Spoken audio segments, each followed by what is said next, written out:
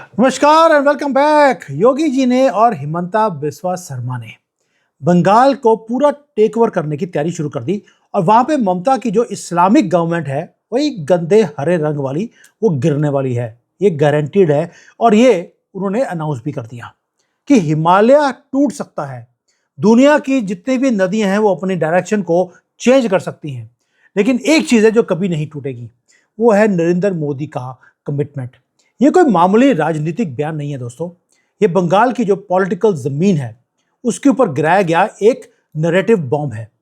असम के मुख्यमंत्री हिमंता बिस्वा शर्मा वो सीधे ममता बानो के गढ़ में जाते हैं जहां पे उसने किला बनाया हुआ है मुसलमानों का। उसमें घुसकर ऐसी ललकार देते हैं जिसने पूरी सत्ता को हिला के रख दिया। ममता बानो आजकल पागल हुई फिर रही है। ये वो ममता बानो है जो धंधनाती थी पूरा पॉलिटिकल सिनारियो के अंदर, प्रधानमंत्री बनने का सपना देख रही थी, आजकल अपनी साड़ी को भी बचाना मुश्किल हो गया है। वैसे भी बचाने की जरूरत नहीं थी, 10 साल से 15 सालों से हलाला जो हो रहा है। लेकिन दोस्तों जो खतरा है वो बहुत बढ़ चुका है।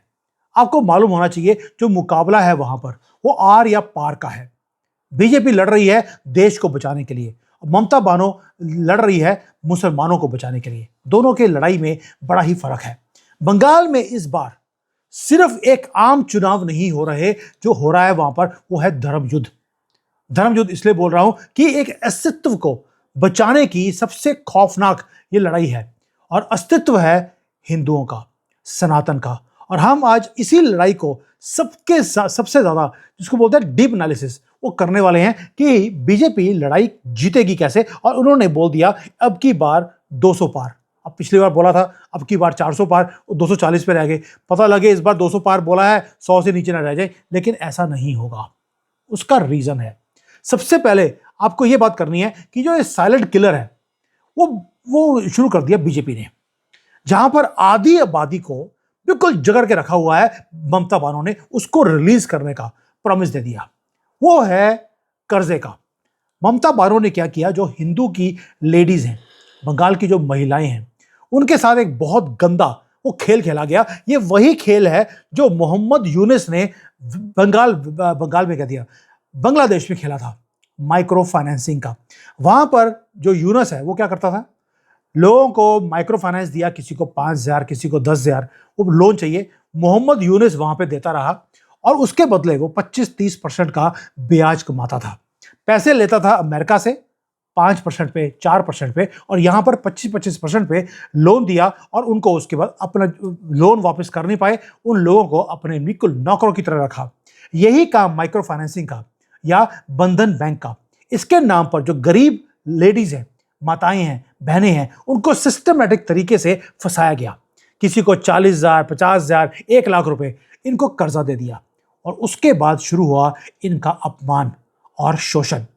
सारे जो ये लोन देने वाले थे वो थे एक ही कम्युनिटी, वही बंदर वाली टोपी और बकरी वाली दाढ़ी और गंदे से हरे रंग का पजामा। ये जो लोग हैं इन्होंने क्या किया कि जो ये वसूली वाले लोग होते हैं, ये जाते थे घर में और नंगा नाच वो नाचते थे इन लेडीज के पास। ये जो लेडीज हैं ये सरेआम अपमानित हो रही थी, उठा के ले जाते थे घर में, क्योंकि कर्जा नहीं दिया तो कर्जा दूसरे तरीके से रात को पूरा कीजिए हलाला के थ्रू। लेकिन ये सब कुछ एक बयान दिया सिर्फ मोदी सरकार ने, जिसने उड़ा दी है नींद पूरी ममता बानो की टीम की। क्योंकि असम के अंदर भी यही हुआ था, वहां पर भी मुसलमानों ने पूरा गंद डाल के रखा हुआ था, और वही काम अब बंगाल में हो रहा है। असम में बीजेपी सरकार ने क्या किया, जो 30 लाख महिलाएं हैं उनके कर्जे को माफ कर दिया। बैंक के अधिकारियों को बोल दिया एक ही चीज कि तुम्हारा कर्जा जो है वो अब माताएं पूरा नहीं करेंगी, वो हम करेंगे, सरकार पेमेंट करेगी, और जो रिकवरी एजेंट्स हैं वो इन लेडीज के घर पे नहीं जाने चाहिए, कर्ज तुम्हारा उतारेगी सरकार। और यही मोदी सरकार ने एक कमिटमेंट दे दिया बंगाल के अंदर भी, और ये एक मास्टर स्ट्रोक है, क्योंकि बंगाल 3 या 4 गुना बड़ा है असम से। अगर सरकार जो है बनेगी बंगाल के अंदर, तो हर महिला के बैंक अकाउंट में सीधे 3-3 हजार रुपए डाले जाएंगे, और ये जो माइक्रो फाइनेंसिंग वाले हैं उनका जो कर्जा होता है उसकी जो किस्त है वो 500,000 रुपए की महीने की होती है या 2,000 की, इनको दे दिया 3,000 रुपए कि तुम पूरा कर्जा खुद जड़ से खत्म करो, और इनकी जो इज्जत है वो वापस कर दी बंगाल की लेडीज को। ये खुद अपने कर्जे को पूरा करेंगी, सामान वापस लेंगी, और ये कोई खोखला वादा नहीं है। असम की जमीन पर यह साबित कर दिया कि मोदी जी ने वहां पे कमिटमेंट दिया था वो पूरा किया। अब बंगाल के ऊपर इसी बड़े बदलाव की सुनामी आने वाली है। यह है कमिटमेंट। हिमालय टूट सकता है, नदियां हिल सकती हैं, लेकिन मोदी की कमिटमेंट नहीं हिल सकती। अब थोड़ा सा और देखते हैं, वो है जो डेवलपमेंट का मॉडल है, वो बेहतरीन मॉडल है, उसका भी एक पोस्टमार्टम कर लेते हैं। ये आंकड़ों की बात नहीं है दोस्तों। बंगाल असम से, मैं पहले बोला, 3 या 4 गुना बड़ा है। उसकी जो क्षमता है वो भी असम से वो ज्यादा है। अगर असम के अंदर जो चाय बागान के मजदूर हैं उसकी दिहाड़ी पहले होती थी कांग्रेस के टाइम पर 280 रुपए, आज वो 750 रुपए हो चुकी है। तो बंगाल में ये इंक्रीज क्यों नहीं हो रही?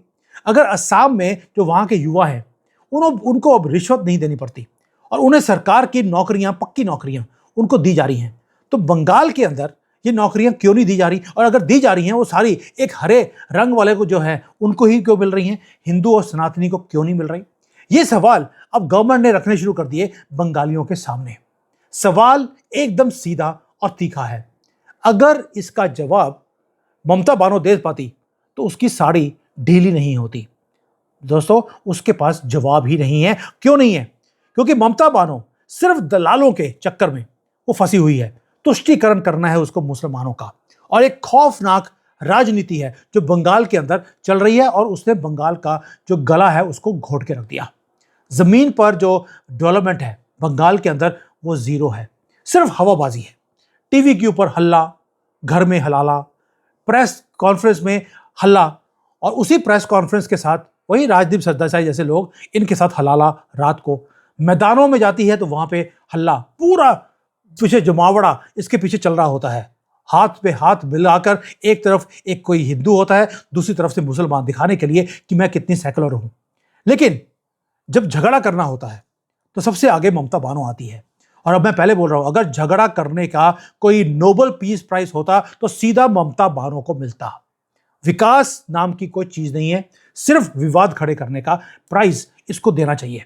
ममता बानो अंदर से पूरी तरह डरी हुई है। उसको मालूम है कि जो जवाब या जो चीजें बंगाल के लोगों के सामने मोदी जी ने रख दी वो पूरा नहीं कर सकती। खौफ इतना ज्यादा है कि एक जो स्पीच होती है 15-20 मिनट की, उसमें कम से कम 1000 बार वो मोदी और अमित शाह को वो उसका नाम जपती है और गालियां निकालती है। सुबह शाम हर रैली में मोदी को गालियां हैं। इसको बोलते हैं साइकोलॉजिकल खौफ। और ये खौफ तब आता है जब उनको पता हो कि मेरी जमीन हिलने वाली है। वजह 3-4 है। अब मैं वो भी रखता हूं आपके सामने कि 200 पार का नारा क्यों पूरा हो सकता है। आपको मालूम है कि भ्रष्टाचार की सारी सीमाएं ममता बानो ने पूरी कर दी, पार कर दी। बेलगाम भ्रष्टाचार आपके सामने है। हजारों करोड़ों रुपए की जो ये भ्रष्टाचार की न्यूज है हर रोज आती है। जो वहां पे गाय हैं हजारों में, उनकी तस्करी होती है, बांग्लादेश भेजा जाता है, वहां से पैसे कमाए जाते हैं। बंगाल से लेकर बांग्लादेश तक एक ऐसा कारोबार बनाया हुआ है इन मुसलमानों के साथ मिलकर जो खौफनाक है। नौकरियों के नाम पर करोड़ों रुपए खाए गए, आपको मालूम है। और इस सारी बीच में एक और भी है कि जो अगर गवर्नमेंट आई बीजेपी की, ममता बानो को मालूम है ये सारे पैसे पाई पाई वापस करनी पड़ेगी। ये सारे काले रुपए ये वापस करने पड़ेंगे। ये जांच एजेंसियां ऑलरेडी दरवाजे पे खड़ी हैं कि ममता बानो की गवर्नमेंट गिरे और हम टेक ओवर करें। इसलिए अपनी घबराहट में ये क्या करती है, दिन रात ये मोदी को गाली निकालती है। अब तो इसने बोलना शुरू कर दिया। मोदी जी बोलते हैं बांग्लादेशी घुसपैठियों को मैं बाहर निकालूंगा, तो ये जो दिल्ली वाले हैं, गुजराती हैं, ये भी तो घुसपैठी हैं, इनको भी बाहर निकालना चाहिए। ये ममता बानो का जो घबराहट है वो निकल रही है बाहर। इसलिए बोल रहा हूं 200 पार क्यों पूरा हो सकता है, ये सनातनी तो पूरा कर देगा। अगर हिंदू वहां का बांग्लादेश बंगाल का अगर वो जाग जाए समहाउ और ममता बानो को टिकट वो वोटिंग ना करे तो ये 200 पार भी हो जाएगा। लेकिन मोदी को गाली देने से बंगाल का ना तो सियासत चेंज हो सकती है और ना ही कोई फायदा हो सकता है। क्या बंगाल जो वहां की लेडीज हैं, गालियां निकालने से क्या बंगाल में जो लेडीज हैं वो सुरक्षित रह सकती हैं? बिल्कुल भी नहीं। भाई मैं तो हमेशा बोलता हूं कि ये तुम अल्लाह अल्लाह लूला लोला करती फिरती हो ममता बानो, इससे अच्छा तो जय श्री राम भी बोल लेती, तुम्हारा भला हो जाता मरने से पहले। हलाला तुम करा चुकी हो, तुम्हारा मरना तय है। अब आते हैं सबसे खतरनाक और अहम मुद्दे पर जो वहां पे हो रहा है। मोदी जी ने एक मुहिम शुरू कर दी कि सनातन को बचाना है। वो हिंदुओं को बचाने की बात ही नहीं करते। अब वो उन्होंने सनातन को बचाने की बातें शुरू कर दी, क्योंकि ममता बानो ने बोल दिया, उसके मंत्रियों ने बोल दिया, जहां पर भी आपको आरएसएस वाले, बजरंग दल के लोग मिलते हैं, इनको गोलियां मार दो। यानी कि बंगाल में अगर शांति रखनी है, आपको सनातन धर्म को बचाना ही पड़ेगा, और इसलिए वहां पर बीजेपी का आना जरूरी है। आज बांग्लादेश से घुसपैठियों की लगातार बाढ़ वो ओपन की हुई है ममता बानो ने। ये सिर्फ यहाँ पे लोग आकर, सिर्फ ये नहीं है कि यहाँ पे डेमोग्राफी को चेंज कर रहे हैं, वो डेमोग्राफी की इन्वेजन के साथ साथ जो घुसपैठी हैं वो हर चीज को खाते जा रहे हैं, नौकरियों को, शांति को, हर चीज को उन्होंने वहां पे जीना हराम कर दिया। दोस्तों, अगर हमने अपनी आंखें बंद रखी तो ये हमें खा जाएंगे। इससे पहले कि ये हमें खाएं, हमें इनको खाना पड़ेगा। ये राजनीतिक तौर पर इनको तोड़ना पड़ेगा, इनको मिटाना पड़ेगा। इसलिए असम के अंदर आपने बिल्कुल इसी तरीके को अपनाया, और आज असम जो असम है वो पूरा संरक्षित हो चुका है। वहां पर वोट बैंक की जो राजनीति है उसको जूते मार के बाहर निकाल दिया। जो वहां के मुख्यमंत्री हैं वो मुसलमानों के गांव में जाते हैं, उनके सामने खड़े होकर बोलते हैं तुम्हारी वोट हमें नहीं चाहिए, डंके की चोट पर। लेकिन अगर तुमने यहां पर रहना है भारत में, तो तुम्हें भारत माता की जय बोलना पड़ेगा और तुम्हें हमारे कानून मानने पड़ेंगे। ये 3-3 4-4 बीवियां ये तुम नहीं रख सकते। ये अय्याशी जो तुमने करी हुई है ये तुम्हें छोड़नी पड़ेगी। बच्चियों की 9 साल की, 6 साल की बच्ची को उठा के ले जाते हैं और 9 साल में शादी कर देते हैं। आप समझ सकते हैं आयशा के साथ भी यही हुआ था।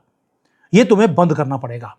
और दूसरा एक और चीज, अगर आपके पकड़े गए ये उल्टे सीधे काम करते हुए, ऐसी सख्ती बढ़ती जाएगी, तुम्हारे बच्चे निकलेंगे नहीं, और निकलेंगे तो टेढ़े निकलेंगे, क्योंकि ये अब असम का रूल तुम्हें फॉलो करना पड़ेगा। और यही कानून बंगाल के दरवाजे के ऊपर दस्तक दे रहा है। ममता बानो को भी मालूम है, उसका जो मुस्लिम तुष्टीकरण वाले जो लोग हैं, एक गंदी टोपी वाले, इनको भी मालूम है कि उनकी मौत सामने है। भागदौड़ किसको दी है? योगी और विश्वास शर्मा को। मोदी जी इतना नहीं आ रहे जितना ये दोनों आ रहे हैं, और ये दोनों फायर ब्रांड हैं। दोस्तों, बंगाल में अब आपको मालूम है मोदी गवर्नमेंट ने बोल दिया जैसे ही हमारी गवर्नमेंट आएगी यूनिफॉर्म सिविल कोड लाया जाएगा, सम्मान नागरिक संहिता ये लागू होगी। कोई भी धर्म का जो कानून है वो हमारे कानून से ऊपर नहीं होगा। ये सारा तुष्टीकरण का स्यापा, ये मोहब्बत की दुकान, ये हमेशा के लिए बंद कर दी जाएगी। दोस्तों, ये कोई साधारण सत्ता का संघर्ष नहीं है। ये चुनाव बंगाल को सुरक्षित रखने से ज्यादा देश को सुरक्षित रखने की लड़ाई है। ममता बानो को हराना इसलिए जरूरी नहीं है कि बीजेपी की सरकार आए। ममता को हराना इसलिए जरूरी है ताकि बंगाल में सनातन धर्म जिंदा बच सके। और किसी तरीके से अगर ममता बानो ने अपनी सारी गंदगी वाली हरकतें कर अगर कहीं वो जीत गई, सनातन का नामो निशान वो अगले 1-2 साल में वो खत्म करने वाली है। ये है आर पार की जंग। और असम के अंदर तो ऑलरेडी सेंचुरी लगा दी, 100 से ज्यादा सीटें वो ऑलरेडी जीत चुका है। अब बंगाल के अंदर इन्होंने डबल सेंचुरी की बात बोली है, तभी विश्वा शर्मा और दूसरे योगी महाराज इन दोनों को भेज दिया कि 200 पार चाहिए बंगाल के अंदर, ताकि पूरी सियासत को अपने कंट्रोल में किया जाए। दोस्तों, जो बंगाल के गरीब मजदूर हैं, आदिवासी हैं, महिलाएं हैं, बेरोजगार युवा हैं, इनको पकड़ा है योगी जी ने और असम विश्वा शर्मा ने। क्यों? क्योंकि यही मॉडल, यही गलतियां, यही सब कुछ प्रॉब्लम्स असम में भी थी और यूपी के अंदर थी। और इन सबको एक ही चीज बोली है, आपको अगर अपना हथियार या अपना अधिकार वापस चाहिए तो हमें जिता दीजिए, आपका धर्म भी बच जाएगा और आपको भी हम बचा लेंगे। आपने 3 बार ममता बानो को जिता दिया किसी भी कारण, लेकिन ये जो धर्म है यहाँ का सनातन धर्म, ये मरना नहीं चाहिए। हर कीमत पर इसे निभाया जाएगा। दोस्तों, अब देखते हैं राजनीतिक जो वादे हैं, ये वादे जो हैं अब हमने देख लिया असम में, यूपी में हमने पूरे करते हुए देखा है। क्योंकि मोदी की जो एक बोल दिया कि मैं ये करके दिखाऊंगा, वो पत्थर की लकीर होती है। और ये बात अब इतिहास में दर्ज हो चुकी है कि हिमालय टूट सकता है, नदियां डायरेक्शन चेंज कर सकती हैं, लेकिन मोदी की कमिटमेंट वो टूट नहीं सकती। बंगाल की राजनीति अब एक बिल्कुल दहकता हुआ ज्वालामुखी है। ये ज्वालामुखी वो है, अगर बीजेपी जीत गई तो ज्वालामुखी हम क्रिएट करेंगे, और ममता बानो जीत गई तो वो क्रिएट करेगी। भ्रष्टाचार, तुष्टीकरण, ये सारे चीजों से अब ममता बानो अपने आप को बचा नहीं सकती। हर एक जुर्म का हिसाब होगा ममता बानो का भी, और इनके वो लंबे जो पजामे और छोटे कुर्ते वाला जो इनका हिसाब किताब है उसको सीधा किया जाएगा। बंगाल में एक बदलाव होना जरूरी है और मेरा अपना फीलिंग है कि बदलाव होगा, और बंगाल आने वाले इतिहास में एक बहुत बड़ी कहते हैं कि एक ऐसा मिसाल बनने वाला है जो दुनिया याद रखेगी। और ये जो मिसाल होगी वो उस इंक से लिखी जाएगी जो कभी मिटने वाली ना हो। ऐसे ही नहीं है कि योगी जी को और इस विश्वा शर्मा को वहां पे भेजा है बागडोर संभालने के लिए। 200 पार का नारा है। मेरा अपना मानना है कि हो सकता है 170 तो पार डेफिनेटली बीजेपी को करना चाहिए। अब देखते हैं ममता बानो कौन सा ड्रामा करती है। लास्ट टाइम तो वो गिर गई थी, एक्सीडेंट हो गया था, टांग टूट गई थी, माथा फूट गया था, और आपको मालूम है कि वो ड्रामे में तो नंबर 1 है। नोबेल प्राइज उसको इसका भी मिलना चाहिए। बट क्या इस बार बीजेपी जीतेगी? ये वहां के हिंदुओं के ऊपर है। Thank you. जय हिंद, वंदे मातरम।